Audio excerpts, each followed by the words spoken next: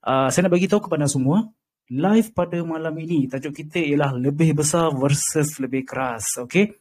Jadi saya nak cerita sikit lah flow program kita pada malam ni. Kita akan live lebih kurang dalam 45 minit ke macam tu. Tapi kepada tuan-tuan dan puan-puan semua yang berada pada live malam ni, boleh terus tanyakan soalan. Kalau nak mencelah ke apa, boleh tekan unmute atau raise to speak. Saya rasa lebih kurang macam itulah. Anda boleh tekan, nanti admin kita akan benarkan anda semua untuk bertanyakan soalan. Okay? So mungkin untuk first soalan saya boleh terus kepada Dr. Kevin. Kalau kita tengoklah lelaki mesti sangat concern tentang saiz alat kelamin mereka. Tapi boleh tak Dr. Kevin berikan serba sedikit lah secara purata berapa inci sepatutnya normal? Okay, so saiznya basically kita ukur daripada pangkal hujung buah zakar sampai ke actually ke kepala buah zakar itulah dalam keadaan ereksi. So if I'm going to kategorikan dia sebagai Asian man, tak fair lah kepada semua orang kan. So saiz purata untuk orang lelaki Malaysia is actually maybe around 3 hingga 4 inci ataupun 10 cm ke 12 cm. Okay, itu adalah purata dia. Tapi to be exact is 11.50 untuk orang-orang laki-laki di Malaysia lah. Okay. Dari segi saiz pula, kita tak boleh get the real size actually, sebab it bergantung kepada kita punya usia and also kita punya saiz badan lah, yang akan memainkan peranan penting untuk tengok berapa saiz tu. I see, alright. So, doktor kata tadi 11 cm kan? Betul Tapi still saya rasa ini purata tau. Purata 11 cm. Dan of course lah Asia dengan Eropah berbeza lah kot. Yeah. Nak kata yang beza yang paling besar, saya rasa dulu ada study lah, dia ada tunjuk saiz yang paling besar dekat bahagian Afrika, memang betul lah. Okay. Dekat Afrika. Perbezaan saiz Asia ni, dia beza dia lebih kepada Asia Timur, atau nak katakan saiz dia macam katakan Asia Tenggara ni, dia punya saiz lebih besar sikit dan panjang sikit berbanding dengan Asia Timur, dan dia lebih kurang sama saiz. Dia macam Malaysia ni kan, Malaysia punya saiz ni dia sama macam purata satu dunia punya tengah-tengah, middle. Dia bukan kecil, dia dalam lingkungan pertengahan. Dia yang kecil sangat. Dia saiz dalam so, dan Dr. Kevin bagi tahu around 11 cm macam tu. Dia lebih kurang 5 hingga 6 inci lah, around that. 11, kalau 12 cm is 6 inci. 6 plus inci minus lah. Kalau tak silap lah. Plus minus. Okay. Itu around 5 to 6 lah. 5 hingga 6 inci lah standard lah. 5 inches lah, betul lah. Correct. Kalau untuk Malaysia 5 inci tu pun saya rasa dah cukup bagus lah. Biasa saya katakan dia ikut macam lock dengan kunci dengan sarung. So dia kena ikut saiz daripada, bukan saja daripada bahagian lelaki, tapi kena ada lock yang sama saiz dengan tu, baru dia ngam. Okay. Kan? Wanita dengan lelaki ni dicipta dalam satu tempat yang atau keadaan di mana dia kena complement each other. Alright. Tapi saya rasa mungkin doktor berdua ada jawapan tentang sarungnya berapa dalamnya. Nanti kita boleh jawab soalan ni. Okey. Tapi soalannya lah Dr. Shashi, mostly lelaki memang lebih tertarik nak cari method besarkan saiz. Saya rasa kalau tanya saya pun, of course lah, kita akan ada bias. Sebab benda ni macam satu tanda kegagahan lelaki kan. So kalau ditanya lah, dia bukan nak saiz saja. Dia nak complete, nak besar, keras, panjang, semua all in. So apa komen doktor? Saya rasa ni pengaruh, saya rasa kalau kita tanya laki-laki zaman 70-an, 80-an, tak ada apa-apa pun. Sekarang ni pengaruh daripada pornografi lah saya nak beritahu. Kebanyakannya, kita mana ada sexual education dekat sekolah pun tak ada apa benda. Kebanyakan yang kita tahu mengenai seks adalah datang daripada unsur-unsur pornografi. What to do? We cannot do anything. Dan sekarang baru-baru lagi ni sekarang ada streaming porn. Dia orang tengok klik video streaming. Dan kebanyakannya menunjukkan penis yang besar-besar lah, kan? Dan mungkin ramai yang tak tahu, kebanyakan pelakon pornografi ni dia memang dah inject filler, atau itu satu cara untuk kalau you nampak biasanya untuk orang yang biasa, kepala Zaka tu sepatutnya besar berbanding dengan badan dia. Okay, kepala Zaka is supposed to be bigger. Okay, tapi kalau you tengok bagi mereka dalam pornografi ni ada yang macam badan dia Zaka tu betul-betul tebal dan dia nampak kepala tu kecil. So that's already one sign that kebanyakan mereka inject filler. Okay, itu satu benda. Kedua, mungkin ada yang nampak betul-betul panjang besar tapi dia drop ke bawah. Kena faham, kalau full erection, masa full erection ni, penis tu sepatutnya macam ni, dia tegang kan? Dia tegang, dia tak jatuh. Tapi ada yang macam dia macam kena ambil pump petrol, dia kena ambil macam tu dan masuk. Sebab memang dia dah potong ligamentum dekat bahagian atas tu. So sekali potong ligament tu akan nampak pemanjangan dari segi lebih kurang 2 hingga 3 inci. Besar tu. Tetapi kena faham, kalau dah keras, dia tak akan tegang. Itu yang buatkan kita rasa tegang macam tu, tapi dia akan drop. Okay? So, benda tu akan buatkan you rasa panjang, keras, tapi tak boleh nak tegang. So, you kena gunakan tangan. So, itu dari segi pembedahan untuk panjangkan. Kedua, satu lagi yang tadi saya beritahu tu, dari segi injection kepada bahagian penis tu dengan inject filler. Okay? Itu satu benda. So, 2 cara. So, kebanyakan pelakon pornografi ni memang ada enhancement lah. Okay? Kalau tak ada ya size, pernah saya bandingkan dalam study tu, dia tunjukkan saiz laki-laki di Amerika pun lebih kurang 2 hingga 3 cm lebih panjang. Itu saja beza yang original. Tak beza banyak sangat. Eropah pun lebih kurang macam tu. Hanya Afrika yang lebih kurang 6 hingga 7 cm lebih besar beza. Okay? And kalau saya nak bagi tahu, dari segi saiz tu memang akan ada pengurangan overall saiz penis tu daripada dia punya ketebalan dan juga dia kepanjangan dia bergantung kepada testosteron kita. Okey. Kedua, kelemahan otot pelvic floor kita. So semakin lemah otot dekat bahagian pelvic floor ni atau otot-otot dekat bahagian bawah yang di mana kita kena buat Kegel, squat dan sebagainya, semakin kecutlah nampak kita punya alat kelamin tu. Dan semakin boroi perut tu. Memang biasa saya katakan, perut maju ke depan akan nampak you punya penis tolak ke belakang. Dia akan tertimbus. Lemak di bahagian pubis yang tebal sangat. So akan nampak macam buried penis, di mana alat kelamin tu nampak macam dia masuk terbenam ke dalam. So ini semua akan membuatkan penis tu nampak kecil. Okay, kekurangan testosteron first thing, penambahan lemak yang lebih tinggi dalam badan. Memang akan ada pengurangan saiz penis sebanyak 15%.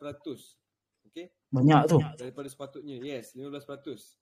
So kalau testosteron rendah, otot tak kuat, memang akan nampak kecil. So lelaki kena jaga pemakanan, kena ada senaman. Ubat macam mana kita bagi pun boleh maintain, tak boleh tapi tak ada ubat yang boleh memanjangkan Zaka. Tak ada. So yang penting sekali macam mana kita nak kekal ataupun kita nak elakkan supaya alat kelamin kita tak semakin kecil. Makin kecil disebabkan makin kecil disebabkan oleh boroi macam Dr. Shashi sebut tadi, dengan masalah testosteron dan sebagainya lah. Baik, Dr. Kevin,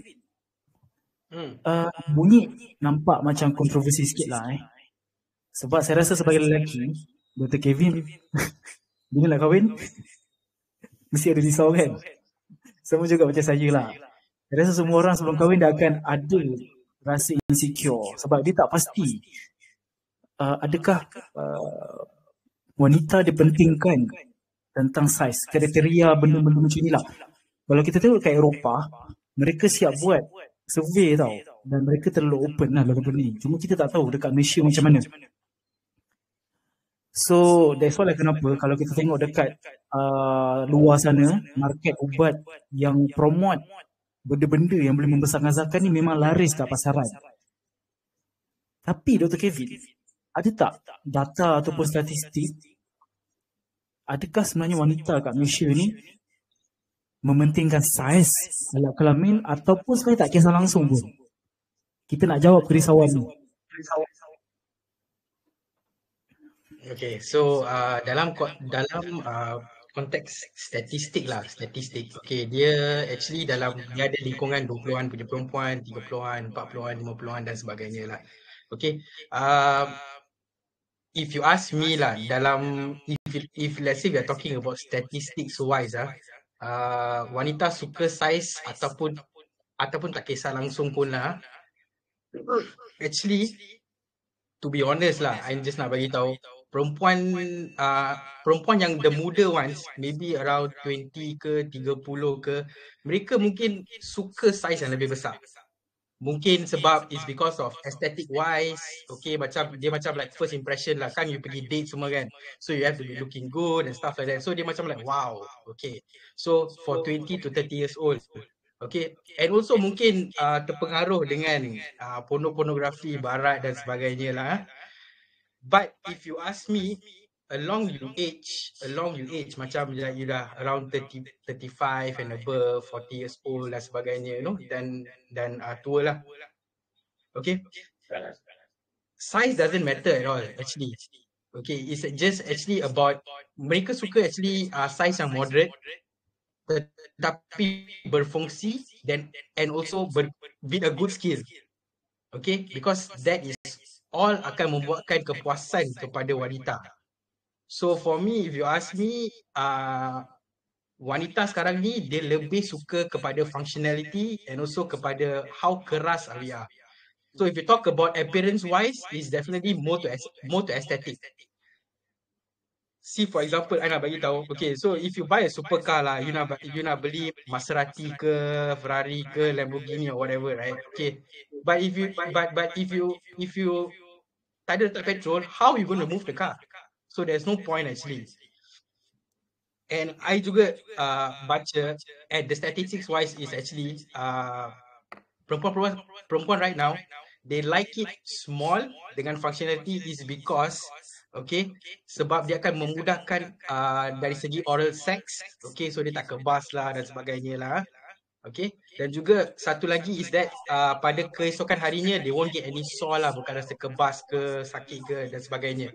Okay, tetapi kalau if you have a big size punya alat zakar, okay, of course when it comes to oral sex dan sebagainya, you know, you akan rasa macam kebas, susah dan you know, and also keesokan harinya you akan rasa macam oh sakit lah, you know, it will cause discomfort lah kepada kawan wanita lah. Yeah. Baik, menarik jawapan daripada Dr. Kevin. Jadi saya rasa mungkin ada yang baru join kita punya live pada malam ni dan saya pun lupa pula nak memperkenalkan kita dua panel kita malam ni, Dr. Shashi daripada The KS Clinic, dan mungkin saya rasa ramai yang kenal Dr. Shashi. Dr. Kevin ni first time sebab Dr. Kevin ni adalah doktor daripada SS Clinic lah, Suami Sihat Clinic. Alright, so terima kasih sekali kepada anda semua. Okay, saya nak tengok ada tak yang nak tanya soalan pada malam ni sebelum saya proceed kepada soalan seterusnya. 1, 2, 3, ada. Okey, Tuan Hatta Talib silakan. Ya, betul. Okey, saya nak tanya sebab saya pernah terbaca dalam perbualan kat dalam forum community ni lah kan. Ada tanya sebenarnya okey tak kalau kita letak fillers protein supaya Zaka tu jadi lebih bulat lah. Bahaya tak? Nak tanya pendapat doktor-doktor lah. Siapa nak jawab? Fillers lah. Dr. Shashi? Saya rasa baru-baru ni saya dengan Okey, Dr. Shashi. Kevin ada tengok seorang yang inject benda yang saya tak tahu apa benda lah. Filler tu, ada filler yang baik. Ada yang filler yang khas dibuat untuk alat kelamin. Tapi ada juga yang laki-laki ni yang inject minyak. Saya rasa Dr. Kevin dengan saya baru tengok. Dia inject Kat mana tu? minyak, lepas tu dia gunakan pump, penis pump, dan tempat tu bocor, infected. Saya buat dressing, tak sempat, saya terpaksa hantar dia pergi urologis untuk pembedahan lah, untuk keluarkan minyak tu di sekeliling bahagian kepala tu. Dia nak inject kononnya sekeliling kepala tu supaya dia nampak lebih tebal lagi. Okay, so benda-benda macam ni saya tanya siapa yang inject. 2 patient saya jumpa bulan lepas I think so Kevin, last month right? Ya, last. Yeah. So kita jumpa satu infected, seorang lagi tu dua-dua orang kawan dia orang yang inject. Daring habis. Siapa yang inject, doktor? Saya ada benda tu kat tangan saya pun saya tak tahu macam mana nak inject. Bukan doktor, Sebab bukan saya doktor. tahu, dia Okey. kena masuk dekat bahagian mana nak supaya dia letak dekat, dia macam minyak. So dia macam minyak, sekali dah masuk ke dalam bawah kulit tu, dia tukar jadi lebih kurang macam minyak yang tebal. Dia macam sausage di sekeliling kepala Zaka tu. So nampak pelik, nampak macam dia appearance dia macam bunga. Lepas tu saya tak tahu benda ni memang tak diluluskan lah untuk digunakan, dan dia minyak. Di sebaliknya filler yang digunakan macam di Amerika Syarikat dan sebagainya adalah filler yang biasa dan struktur dia lebih kurang hyaluronic acid yang biasa terdapat dalam badan kita sendiri. So memang ada benda ni yang natural sikit, so dia akan cucuk untuk nampakkan dia lebih tebal sikit. Itu selamat lah, doktor. Dekat Malaysia saya tak pasti ada ke tak. Boleh buat ada tu? Mungkin ada orang nak buat ke? Ada. Okey. Sebenarnya ada. Ada sebuah klinik di KL yang buat filler injection ni. Dan saya tak pasti yang tu filler biasa atau filler yang khas untuk alat kelamin. So saya tak pasti. Mungkin dia guna filler biasa. Dan setahu saya di Malaysia tak ada lagi filler untuk penis lah. Setahu saya yang di approve oleh KKM atau digunakan di sini yang khasnya untuk alat kelamin. Saya tak pasti. Okey. Tapi nak cakapnya kalau dia micropenis macam mana? Boleh bikin ke? Dia kena tengok isi padu kan? Peratusan lelaki yang ada micropenis satu dunia pun 1.7% saja. Sikit lah. 1.7. Sangat rare. Kebanyakan lelaki ada lelaki yang rasa dia ada micropenis, lepas tu dia datang ke klinik. Tetapi setakat sekarang saya jumpa atau Dr. Dolan jumpa seorang. Dalam 7 tahun ni saya pernah tengok satu orang je yang ada micropenis. Daripada semua lelaki yang datang kata dia ada micropenis, kebanyakannya bersaiz besar, penis terbenam. Bukan micropenis. Micropenis berapa cm Micropenis kecil, kurang daripada 3 atau 4 cm. 2.5 and below lah. 4 cm macam tu 5 cm besar ni je. Lebih kurang macam ni je. So dia kecil, dia betul-betul kecil. Dan dia sebesar mungkin jari kecil tangan ni. Besar tu je. Itu masih ereksi lah, dok? Itu masih ereksi, full erection. Alright. Okay. Soalan boleh soalan? Ada lagi. Silakan. Sorry Oh, ada lagi Curious. Tak boleh kalau micropenis tu ambil daging kat peha ke whatever tampal kat penis. Soalan lah. Kalau plastik. otot dia sama dengan otot penis, then kalau you rasa terangsang mungkin jari tu pun boleh membesar juga kan. So dia lain. Grafting. Dekat bahagian penis ni dia panggil sebagai sponges tissue atau macam sponge. So darah yang dia ada corpus, dia ada badan cavernous sinus lah, di mana dia macam ada sinus kecil dan dia macam ada bahagian sponges juga. So darah daripada bahagian penile artery ni akan pergi ke sana dan mengembangkan otot ni. So otot tangan tak adalah macam tu. Mana ada otot tangan, otot paha yang macam mengembang lepas masuk darah, tak ada. Dia tak ada fungsi-fungsi span. Ya, so kekerasan ni saya bagi tahu satu mamalia semua bergantung kepada berapa bagus saluran darah kita dan berapa itu dia punya itu yang menentukan kekerasan lah. Kecuali gajah. Gajah hanya satu mamalia yang ada tulang dekat bahagian penis dia. So itu lain cerita lah. Kita tak ada tulang. Kalau dah ada tulang, then takkan ada SS Clinic, Sky Clinic dah tak ada dah. Tak ada masalah. Tak payah isi darah. Okey. Kalau kita tengoklah itu cerita pasal panjang. Tapi saya dah baca jugalah beberapa kajian kan. Ni baca. Luar negara ada, di Malaysia pun lebih kurang juga jawapannya yang sama. Ukulilit, Zaka. Jarang yang tanya tau. Sebenarnya ukulilit Zaka ni lebih besar, lebih kembang. Dia lagi sedap lah kalau tanya isteri lah kan. So, possible ke? Yes. Kalau kita nak latih benda tu macam contoh urut ke apa ke. Macam mana doktor? Dia bukan latih. Sebenarnya saya bagi tahu tadi kan. Semakin salur darah kita bagus, kepala zakat tu akan lebih kembang daripada badan.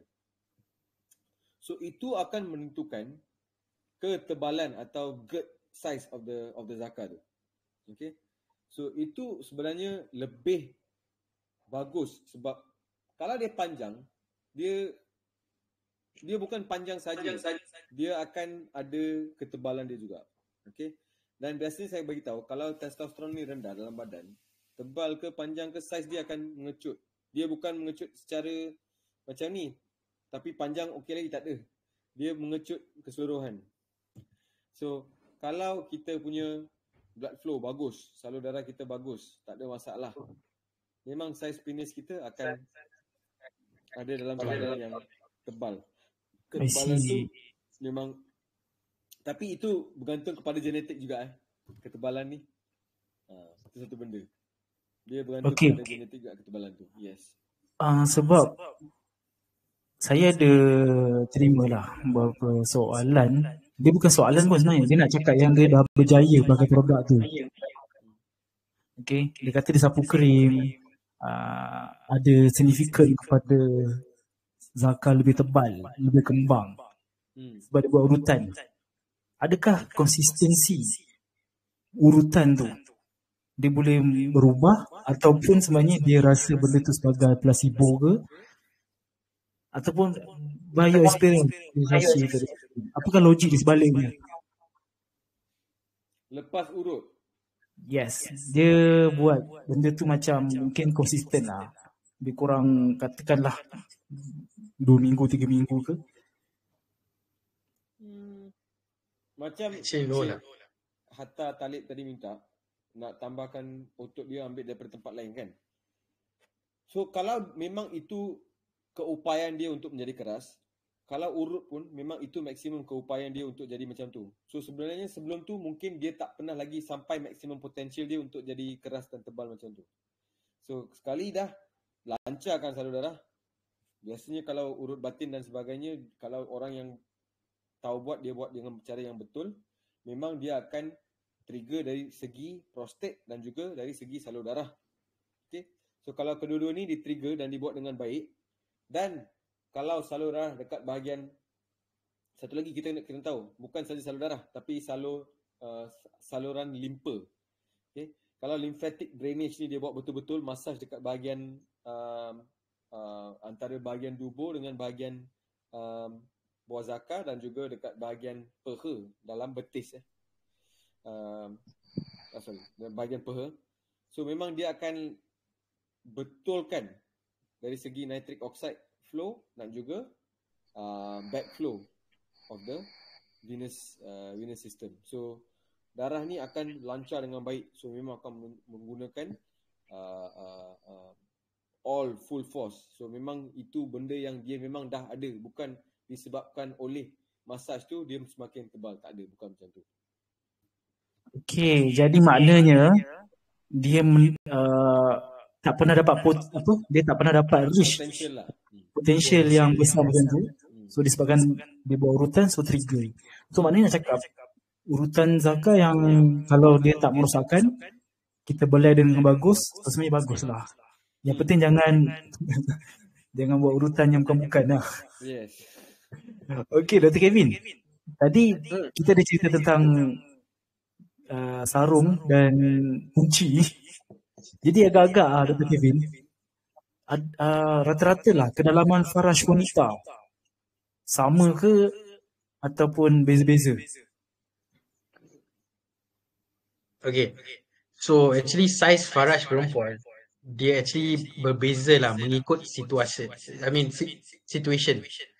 Bermaksudnya apabila perempuan tu dia dah ada rangsangan seksual ataupun rasa macam syahwat dan sebagainya, saiz mereka akan actually automatically jadi macam stretchable tau. Dia macam like rubber band.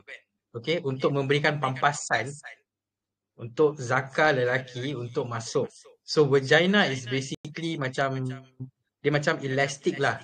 So dia boleh kembang, dia boleh kecut balik. So it's like I would say like a rubber band form.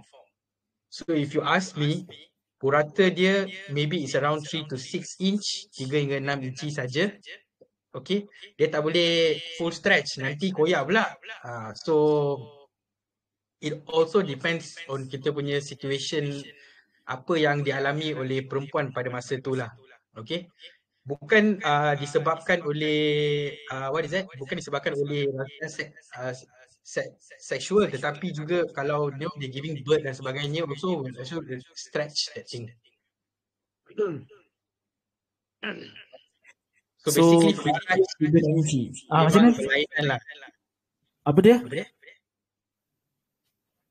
Hello? Dr. Kevin cakap apa tadi? So kesimpulannya faraj berbeza mengikut situasi. Okey, tapi 3 hingga 6 inci ni kedalaman. 6 inci tu boleh tahan juga. Itu kira kat Malaysia. Okey, lebih kurang tu lah. Tapi sebenarnya katakanlah kedalamannya pun 6 inci, dia akan terima saja kan. Let's say lah kurang daripada tu pun sebab dia akan fleksibel kan. Correct, fleksibel. Sebab dia very elastic actually.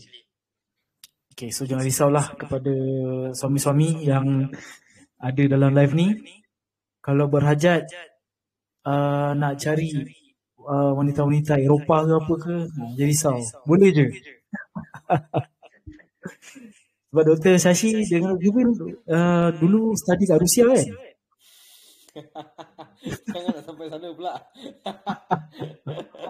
Mungkin boleh recommend lah.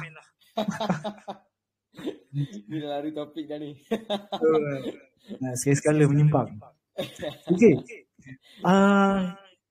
Ada tak kepada anda semua suami-suami, tuan-tuan nak tanya?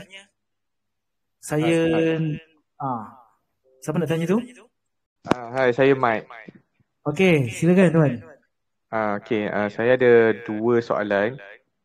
Okey, pertama sekali dalam Telegram group tu, dulu ada seorang ahli formal pernah beritahu sewaktu erection tu kita ada 2 situasi, satu grower, satu shower. Apa benda tu? Saya tahu shower tu mandi. Tapi the condition shower, the condition of erection tu dia ada 2 jenis. Boleh doktor terangkan? Okey, satu soalan saya kan. Pasal penis enlargement tu kan, pembesaran Zaka tu, dekat Malaysia ada ke rawatan PRP tu? P-shot lah ini. Terima kasih Tuan Mike. Okey, 2 soalan tentang shower dengan apa tadi? Grower. Siapa nak jawab? Dr. Kevin? Boleh. Okay, so ada istilah yang mengatakan shower versus grower. Okay, so shower ni adalah menunjuk, grower ni adalah panjang lah, dia growth. Okay, so basically kalau orang kategorikan kita sebagai shower, bermaksudnya alat kelamin kita ni dia tak besar, tapi fungsi dia memang padu, memang mantap. memang keras gila. So it is called shower. Fungsi is baik. Versus grower. Grower tu adalah besar tapi tidak ada fungsinya langsung pun. That means it's just like a form of category saja. Shower versus grower. So mereka akan katakanlah, so are you a shower or a grower macam tu. Dalam kalangan lelaki lah. So shower maksudnya menunjukkan apakah capacity kita untuk jadi lebih keras. That means it's functional. Then grower ni adalah panjang lah. So dia memang fit dengan kita punya tema untuk today lah. Keras versus panjang. Okey, tapi bentuk sama sajalah.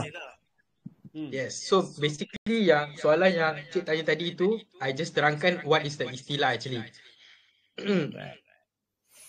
Okey, soalan kedua So, tadi biasanya Tuan Mike. Macam mana Tuan Kevin? Sebab dia macam delay sikit kan. Sebab saya ingat kan doktor dah habis cakap. Sorry. Connection. Yeah. So tepuk dada tanya diri sendiri, are you a shower or a grower? Itu je. Okey, so jom sama-sama kita tepuk dada dan tanya diri sendiri. Okey, itu soalan pertama. Soalan kedua daripada Tuan Mike tadi. PRP, rawatan PRP ke untuk pembesaran zakat? Dr. Syashi, macam mana? Kaedah ni dipanggil sebagai pre-push shot. Okay. Pre-push shot ni bukan nak kata untuk membesarkan penis. Pre-push shot ni menggunakan PRP iaitu platelet rich plasma, iaitu kita ambil darah daripada tangan. Jangan salah sangka bukan ambil darah daripada tempat lain. Ambil daripada tangan, kita akan masukkan ke dalam satu tube di mana dia ada tube tu ada pencair darah supaya dia tak beku, dan dia akan dicentrifuge. Kalau pernah tengok dalam lab tu dia ada satu centrifuge, dia akan pusing dengan lebih kurang 3,800 RPM selama 12 minit.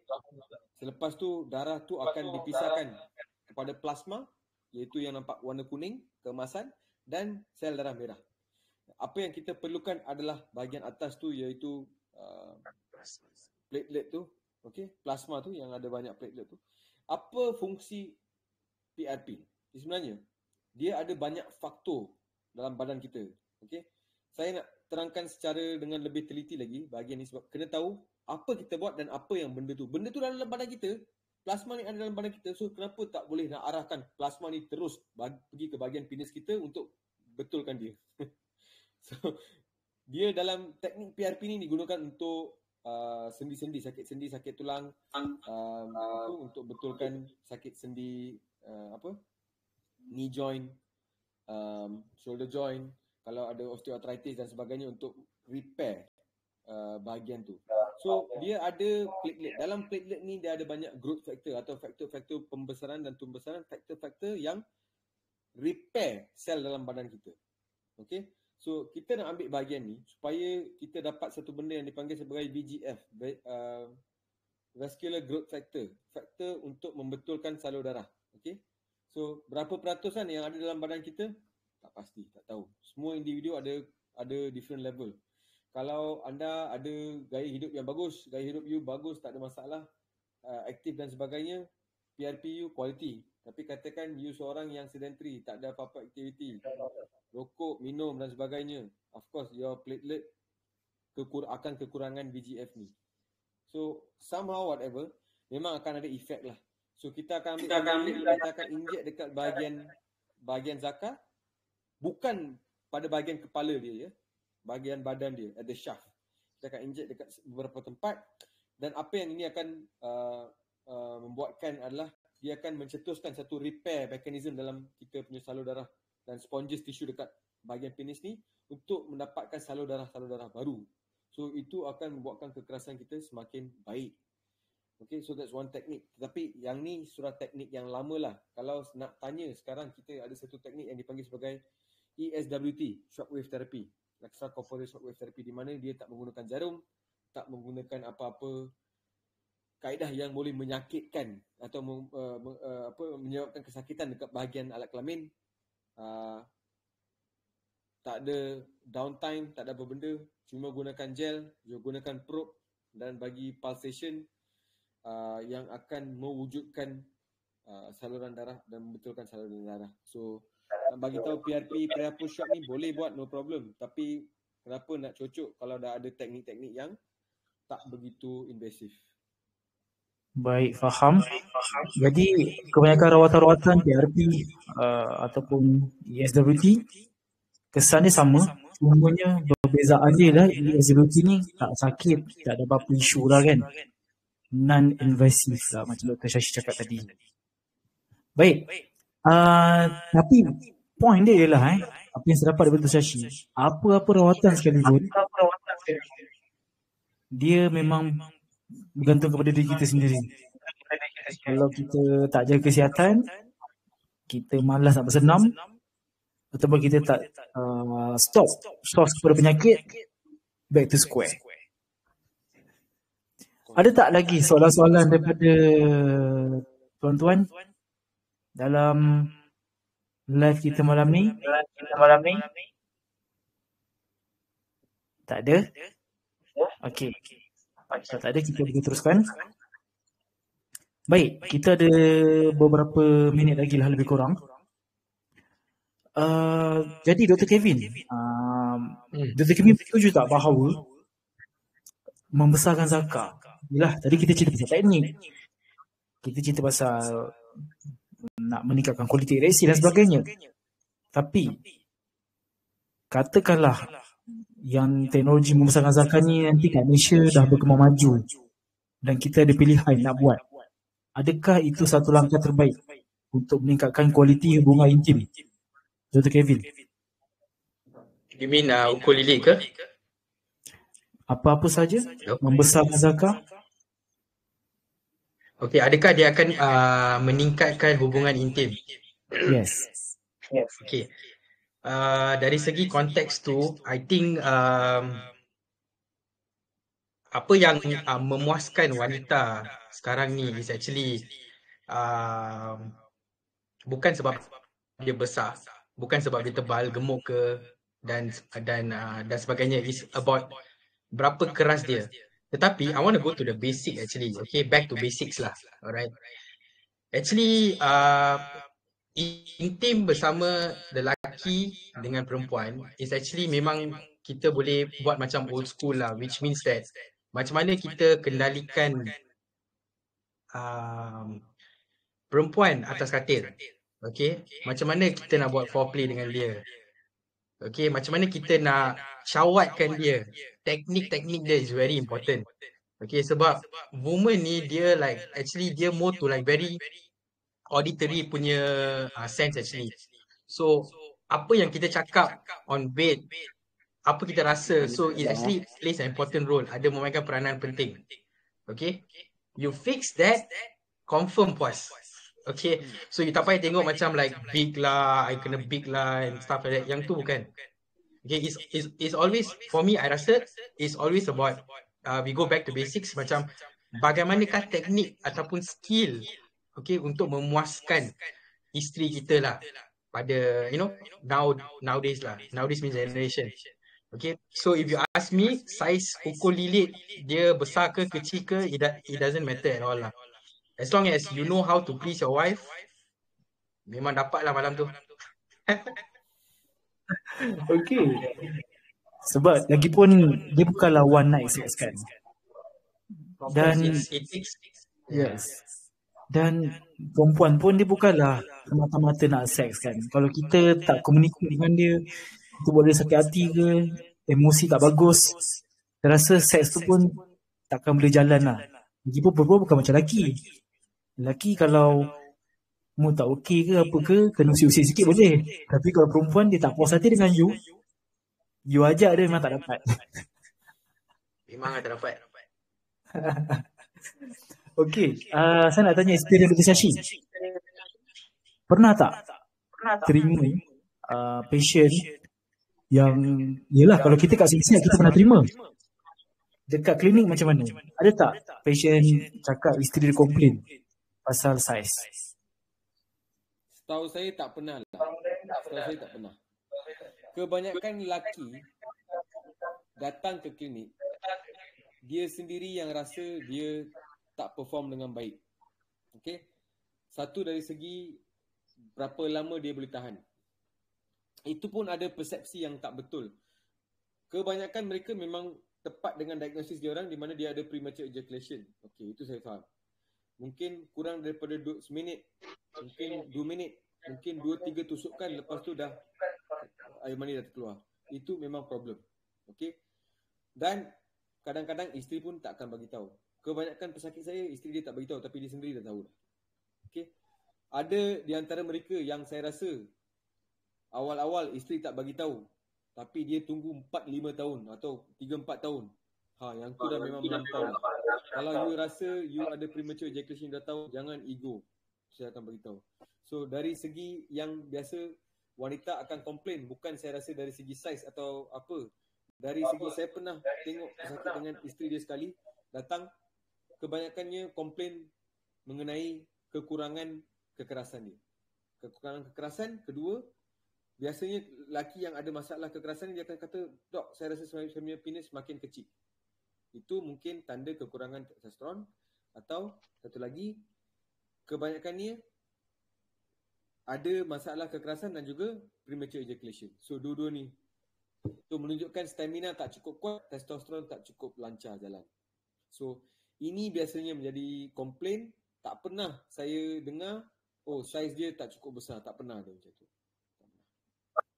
Macam Dr. Kevin katakan tadi, lebih kepada your kekerasan, your skill, how you say, vocal.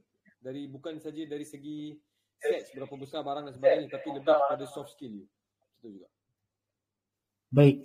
Saya rasa ini dah menjawab soalan para suami dekat luar sana yang sebenarnya perempuan tak kisah pun tentang saiz.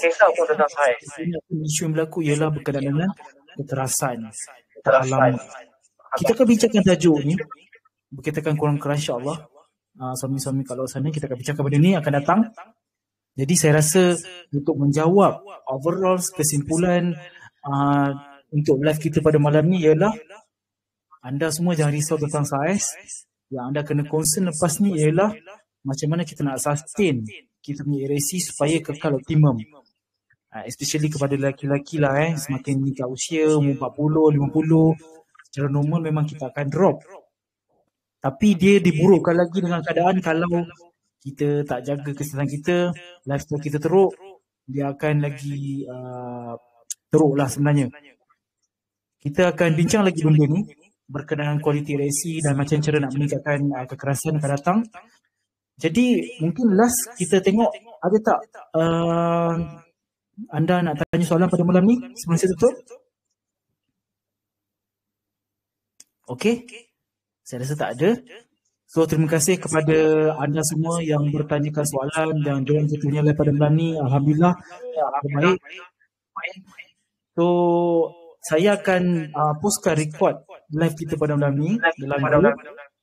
So terima kasih sekali kepada Dr. Kevin dan Dr. Shashi. Next time kita boleh share lagi kepada kawan-kawan kita dalam komuniti, okay? Alright. So terima kasih sekali lagi kepada anda semua, kepada doktor yang ada pada malam ni. So thank you semua. Salam. Good night.